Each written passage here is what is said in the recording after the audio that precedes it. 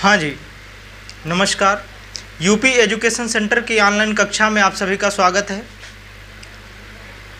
आप सभी से एक निवेदन है कि आपको एक सूचना दे रहा हूँ।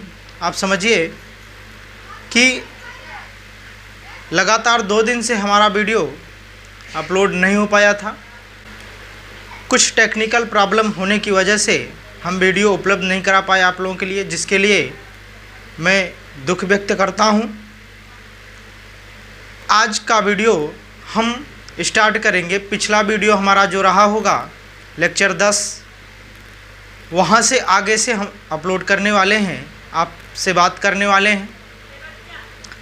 तो अगर हम इसमें देखें तो पिछले वीडियो में हम प्रश्नावली 1 का डी के सवाल नंबर 4 तक बात कर चुके थे।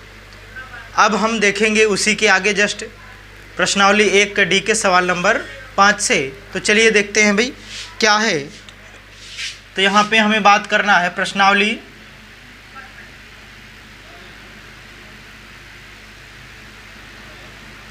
1 का डी में सवाल नंबर 5 के बारे में बात करना है। सवाल नंबर 5 है, देखे जरा, 2 रूट 45 प्लस आगे है 3 रूट 20 अपान में 3 रूट 5। कह रहा है कि इसको सरल करिए।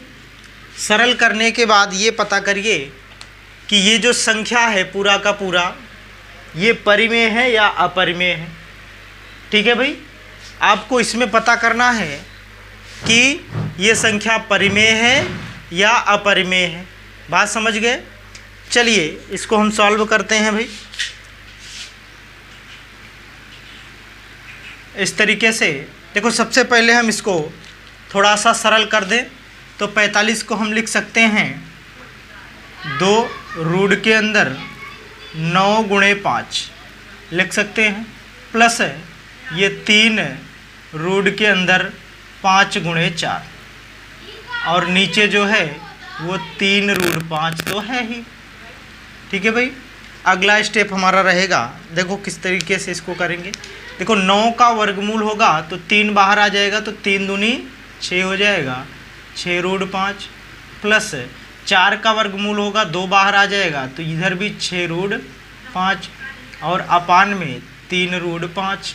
ठीक है, 6 ये हो जाएगा 12 रूट 5 और अपान में 3 रूट 5। ठीक है, रूट 5 से रूट 5 कटा और 3 चौक 12, तो कुल मिला के 4 आया। और आपको पता है कि 4 एक कैसी संख्या है भाई? परिमेय संख्या है। 4 कैसी संख्या है?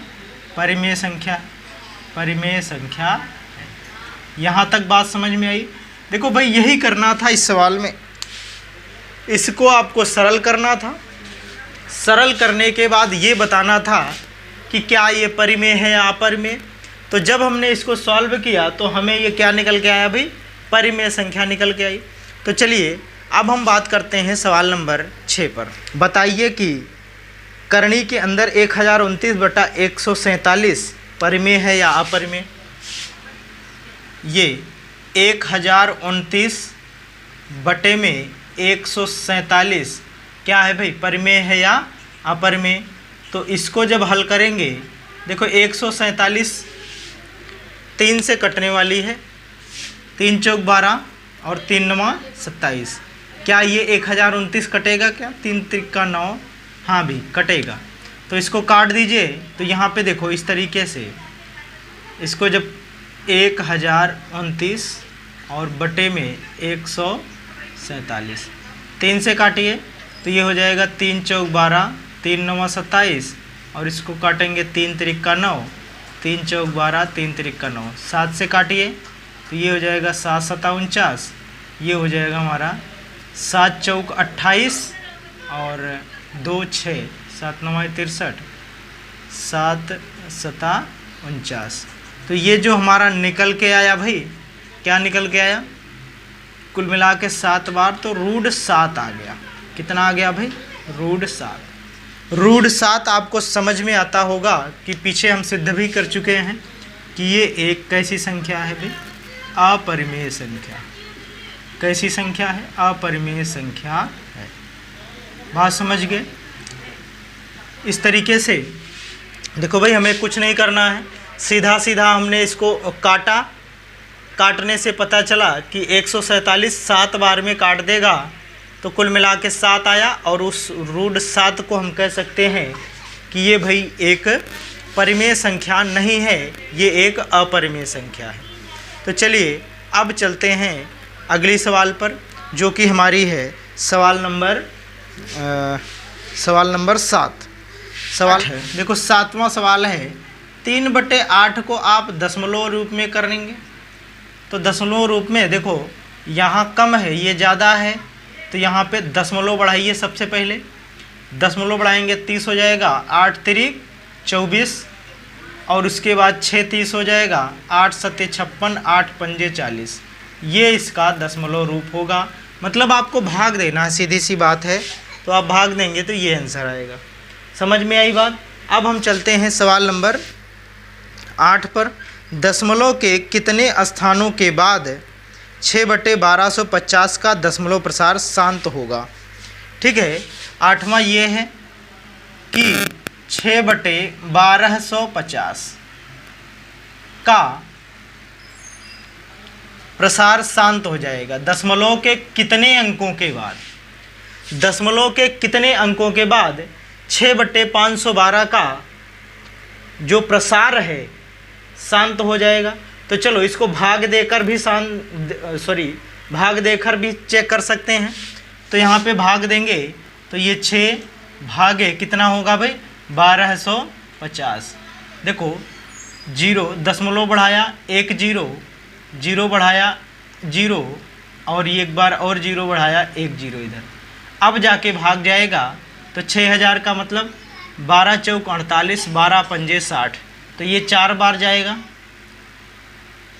5 बार में ज़्यादा हो जाएगा, 4 बार जाएगा तो 0, 12 पंजे 60, 4 पंचे 20, और 4 दूने 8, 8 2 10, 4 1 4, 4 1 5, 5000 हो गया।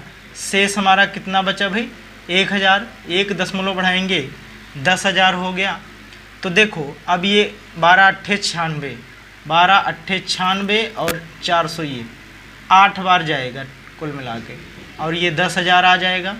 ठीक है, इस तरीके से देखो भाई कितने अंकों के बाद हमारा दशमलव जो प्रसार है वो शांत हो गया है। दशमलव के कितने अंकों के बाद? 1 2 3 4। तो यहाँ पे आपको लिख देना है सिर्फ आंसर में कि दशमलव के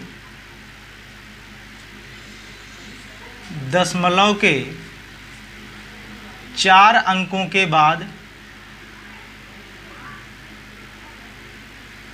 के बाद इसका दशमलव प्रसार शांत हो जाएगा।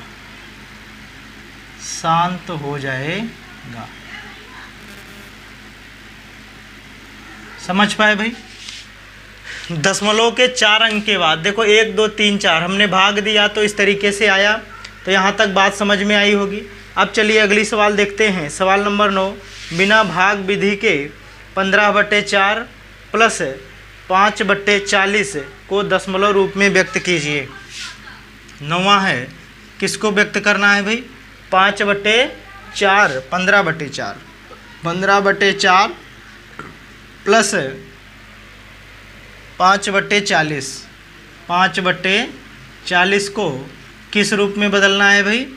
दशमलव रूप में बदलना है। तो इस तरीके से आप देखेंगे कि किस तरीके से इसको दशमलव रूप में बदला जाता है। यहाँ देखिए हम क्या करें भाई, भाग नहीं देना है तो आपको करना क्या है, यहाँ से आप इसको दशमलव में बदल दीजिए। तो ये दशमलव में 4 तिहाई 12, 3 15 और यहाँ 4 सत्ते 28, 4 पंचे 20 प्लस ये 4 से भाग देंगे। देखो 4 से पहले भाग दो, फिर 10 से दे दीजिएगा। 4 से देते हो तो 4 एकन्नम 4 और यहाँ पे 4 दूनी 8, 4 पंचे 20, 1.25। 10 से और भाग दोगे तो ये 1 दशमलव इधर आ जाएगा, तो 0.125 ये हो जाएगा। अब इसको आप जोड़ लीजिए भाई।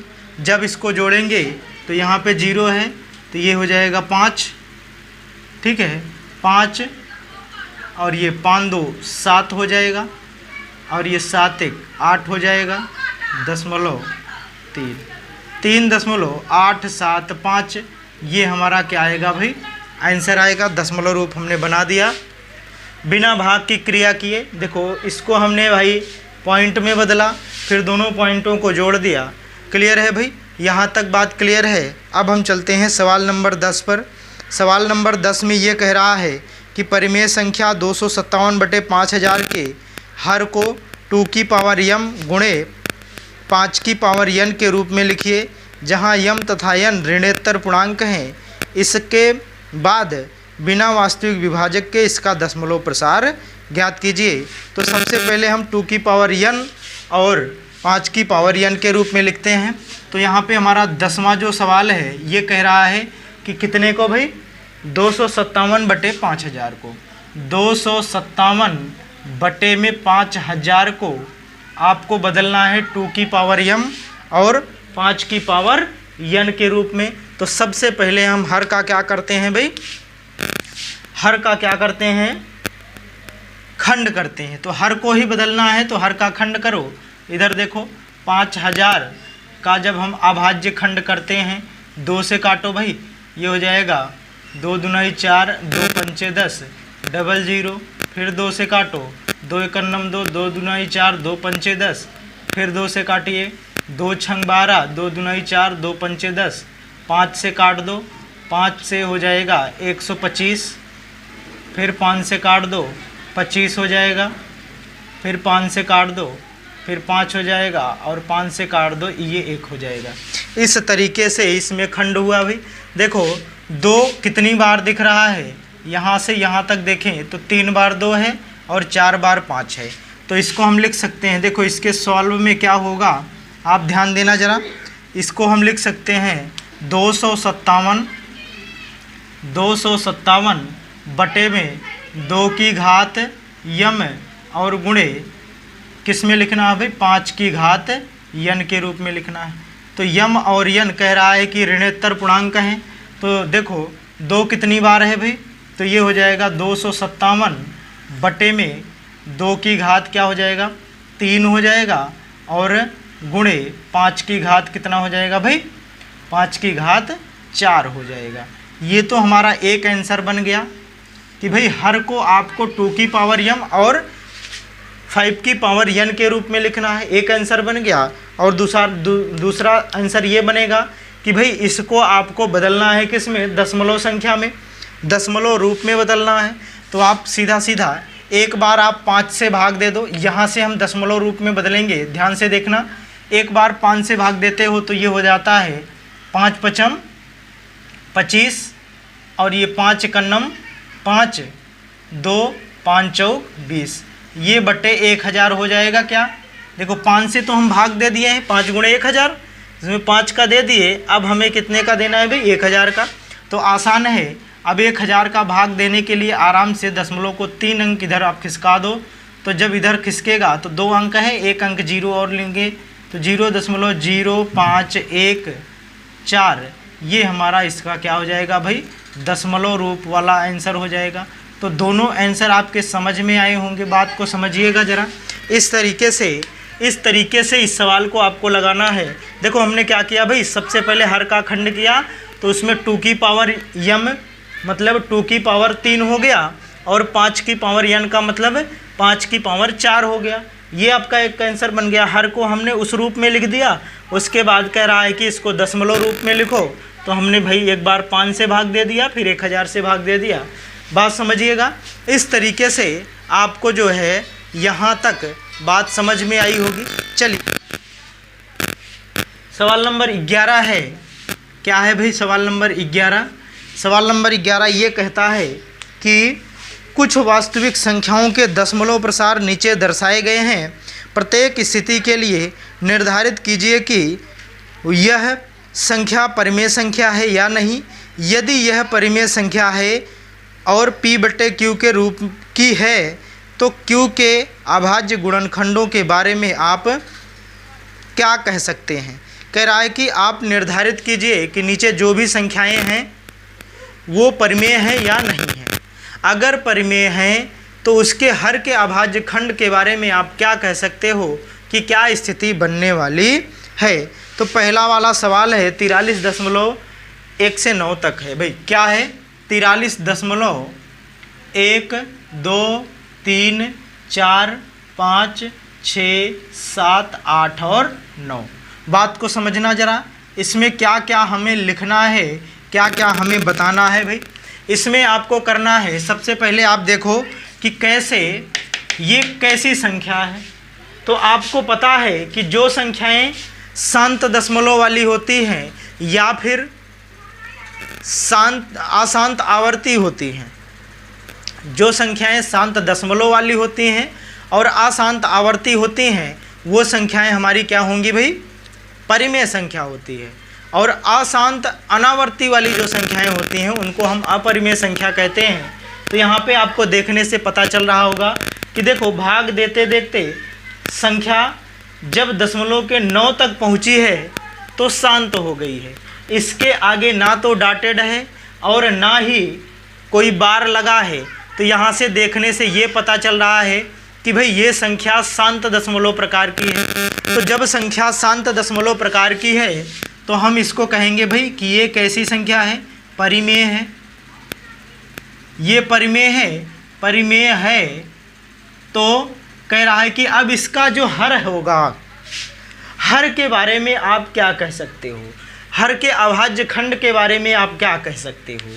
तो परिमेय है तो इसका जो हर होगा ना, तो इसका हर 2 की पावर m और 5 की पावर n के प्रकार का होगा, के प्रकार का होगा। ठीक है, ये परिमेय है भाई। जब ये परिमेय है तो हर आपका 2 की पावर m और 5 की पावर n के रूप का होगा। तो इस तरीके से इसका हल हो गया। इसी में दूसरी जो सवाल है वो देखो कैसा है, उसका रूप है। देखो दूसरा सवाल है, इसमें 0.12 1 2 0 1 2 1 2 0 1 2 0 0 1 2 0 0 0 1 2 0 0 0 4 बार 0 1 2। इस तरीके से आगे इसमें बिंदी भी रखी हुई है। तो इसके लिए हम क्या कहेंगे, इस सवाल के लिए आपका क्या कहना है। इस सवाल के लिए आप ये कहेंगे कि भाई देखो ना तो ये शांत है, पहला नंबर डॉटेड लगा है तो ये शांत भी नहीं है। जब ये शांत नहीं है तो देखो आपको रिपीट है क्या, रिपीट भी नहीं है। तो इसको आवर्ती भी नहीं कह सकते आप, क्योंकि देखो दशमलव के बाद 1 2 फिर 0 1 2 डबल 0 1 2 ट्रिपल 0 1 2 4 बार 0 1 2, मतलब रिपीटेड नहीं है भाई, धीरे धीरे चीज़ों को पलटता जा रहा है। तो बात को समझिएगा, यहाँ पे आपका हो जाएगा भाई ये अशांत है। पहला नंबर तो क्या है भाई, अशांत है क्योंकि आगे डॉटेड है। उसके बाद अनावर्ती है, आवर्ती नहीं है, अनावर्ती है, अनावर्ती संख्या है। और ऐसी संख्याओं को हम क्या कहते हैं, अपरिमेय संख्या कहते हैं। तो इसके बारे में हमारा क्या कहना है, ये अपरिमेय है, अपरिमेय है। और सवाल में आपके बोला है कि जो संख्या परिमेय है उसके हर के बारे में आप कुछ लिखो, क्या कह सकते हो। तो ये तो अपरिमेय है ना, इसके हर के बारे में फिर हमें क्या लिखना। चलो इसमें तीसरा देखते हैं। तीसरा है 43.1 से 9 तक, ऊपर बार लगा है। इसी में ये पहला हो गया, ये दूसरा हो गया, इसी में ये तीसरा है 43.1 2 3 4 5 6 7 8 9 और इसी के ऊपर क्या लग गया है भाई, बार लग गया है। अब इस बार का मतलब ये है, देखो इस बार का मतलब ये है भाई कि 1 से 9 तक संख्या तो रिपीट नहीं होने वाली, 1 से 9 तक संख्या रिपीट नहीं होने वाली, लेकिन 1 से 9 के बाद फिर 1 से 9, फिर 1 से 9, फिर 1 से 9, आगे इसी तरीके से चलने वाली हैं, क्योंकि 1 से लेकर 9 तक की जो संख्याएं हैं 1 2 3 4 5 6 7 8 9, ये जो है बार बार आ रही हैं, बार बार आ रही हैं। ऊपर बार का मतलब ये बार बार आ रही हैं। इसका मतलब है कि एक निश्चित संख्या के बाद शेषफल हमारा रिपीट होने लगा, और जब शेषफल रिपीट होने लगा तो ऐसी संख्या को हम क्या कह देते हैं, आशांत तो जरूर है, क्योंकि शून्य नहीं आ रहा है तो आशांत है, लेकिन आवर्ती है क्या, तो आवर्ती है। तो जब आशांत आवर्ती होता है, देखो ये है आशांत आवर्ती, आशांत आवर्ती है, और जब आवर्ती है तब तो ये परिमेय है ना भाई, परिमेय संख्या है क्या, तो परिमेय संख्या है, परिमेय संख्या है। और जब परिमेय संख्या है तो कह रहा है कि इसके हर के बारे में कुछ कहो। भाई ये शांत था तो इसका 2 की पावर m और गुणे 3 की पावर n के रूप का था, लेकिन ये जो है अशांत आवर्ती है, तो इसका हर किस प्रकार का होगा, तो इसका जो हर होगा वो या तो 2 की पावर m के रूप का होगा,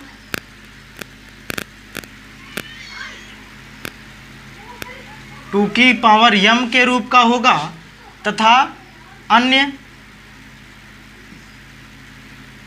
संख्या भी होगी, अन्य संख्या, या 2 की पावर m 5 की पावर n, या अन्य संख्या, अन्य संख्या।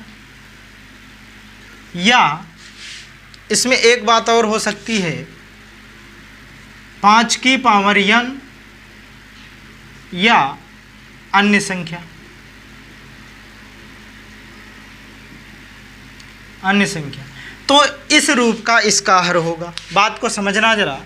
देखो भाई ऐसी संख्याएं जो कि जिनके हर के अभाज्य खंड में 2 हो या 5 हो या दोनों हो, तो ऐसी संख्याएं शांत होती हैं। और जिन संख्याओं के हर के खंड में अभाज्य खंड उनका जब करते हो तो हर के खंड में 2 है उसके साथ अन्य संख्या लगी है, 5 है उसके साथ अन्य संख्या लगी है, या फिर 2 और 5 दोनों हैं लेकिन उसके साथ अन्य संख्या लगी है, तो ऐसी संख्याएं अशांत आवर्ती प्रकार की होती हैं। तो इसमें हमें अशांत और आवर्ती दिख रहा था, तो इस तरीके से हमने कमेंट लिखा इसके हर के बारे में। तो इस वीडियो में हम प्रश्नावली 1 के डी के सवाल नंबर 6 से 11 तक बात किए, और इस इतने सवाल में आपको जिस भी सवाल में समस्या है आप उस सवाल को दोबारा वीडियो को रिवाइज करके आप देख सकते हैं। तो आज के वीडियो में बस यहीं तक बात करते हैं। अगली वीडियो में हम प्रश्नावली 1 का ई लेकर उपस्थित होंगे। तब तक के लिए धन्यवाद, बहुत बहुत आभार।